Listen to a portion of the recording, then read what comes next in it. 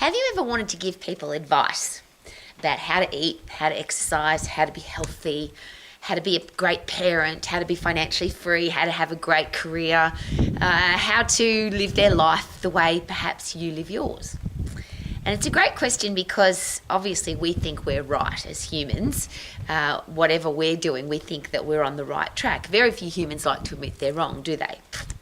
So my question now, though, is why do we think that we're right, other people are wrong? But more importantly, why do we think everybody needs to be the same as us?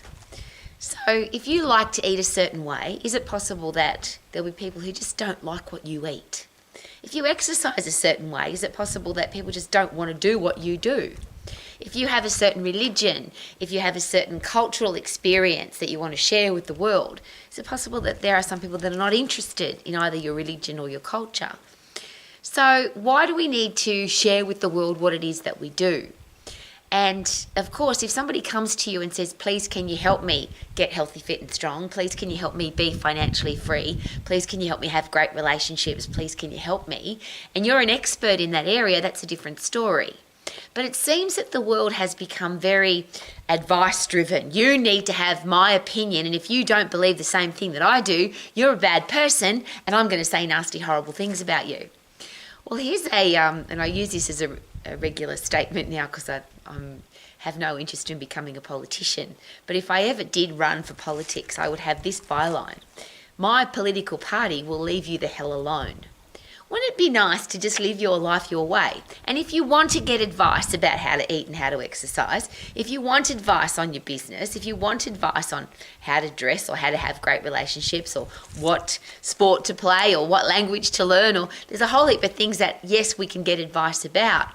But why do we have so many people who seem to want to give their advice without us asking? I'm often in conversations, I'm sure this has happened to you, where somebody's preaching at you, they're telling you stuff and you think, what was the question? I never asked about this. Why do you need to tell me about all this stuff that I'm not interested in? It has nothing to do with me. So as an exercise professional, and of course my goal my whole life is for people to be healthy, fit and strong. I would love that. But I've learnt the hard way, and I'm a very old lady now, that telling people what to do just doesn't work. First of all, people have lots of opinions about how to eat and how to exercise, particularly how to eat, because everybody eats. And everybody has food that they like and food that they don't like. They have certain times of the day that they like to eat. They have certain places they like to eat. They eat for different reasons. So if I come along and say, you should and you can't and you mustn't and this is what you have to do, how ridiculous is that? Because people have their own opinions and their own likes and dislikes.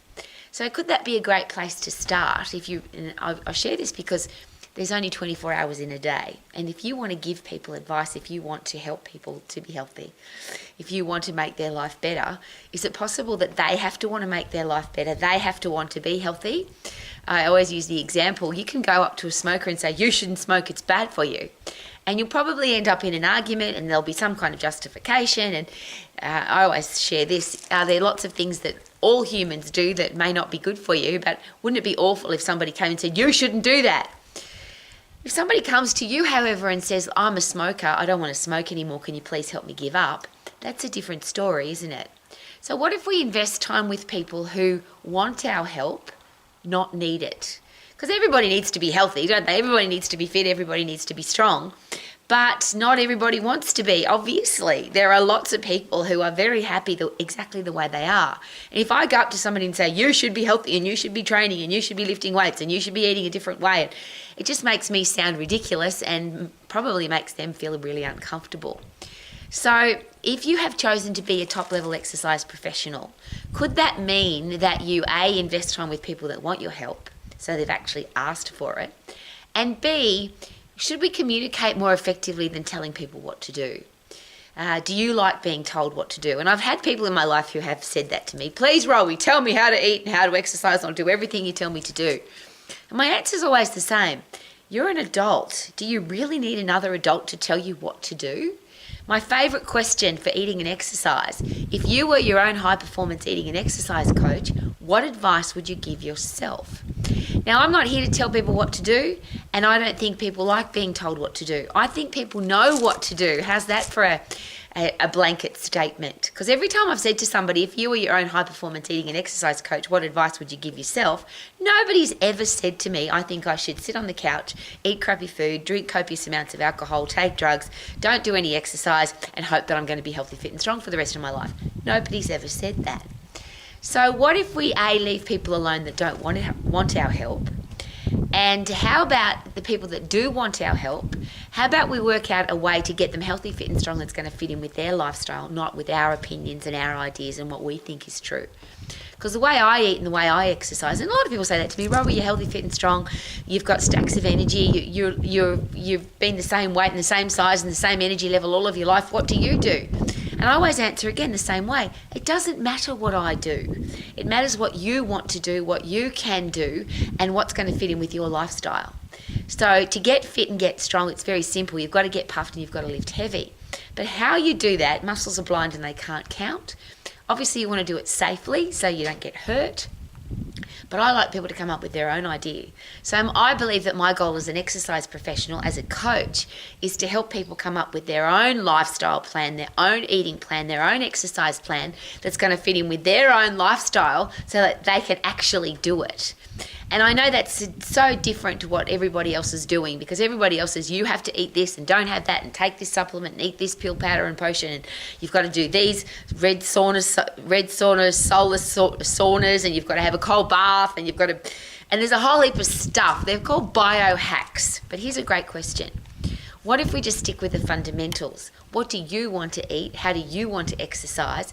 And is it possible that being healthy, fit and strong is not about being told what to do? It's about consistently and regularly taking your own advice. Because I think people know what to do, and I don't want to tell people what to do. I also don't want to tell people how to eat and how to exercise and what they can and can't have, because we're adults. Now, children is a different story, but I like to live the example for our kids. So when I have a lot of kids in my life now, and when kids say to me, Rowie, what do you do to stay healthy, fit and strong? I always say, well, let's get puffed and let's have a positive attitude and let's decide what you think is healthy food and let's stick with that for the rest of your life so that you can be healthy, fit and strong for the rest of your life. And that's the whole goal, isn't it? Not to have a pill, powder and potion or a sauna or a cold bath or earthing or some kind of supplementation program that's going to work for a little bit of time or it costs a lot of money. What can you do that doesn't cost any money, that's going to fit into your lifestyle, that you can do for the rest of your life consistently so you can be healthy, fit, strong, lean and energetic for the rest of your life? And I reckon you know the answer to that so that you can live your life to the max. Yeah. What a beautiful end to the day.